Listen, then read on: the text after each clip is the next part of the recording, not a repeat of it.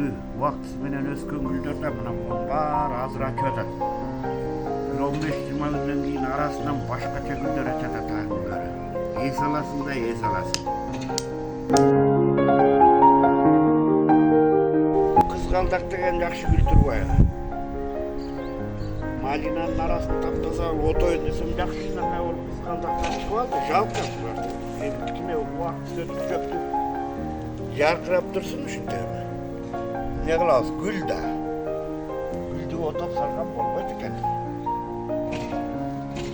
Малинанын араларына чыгып атты.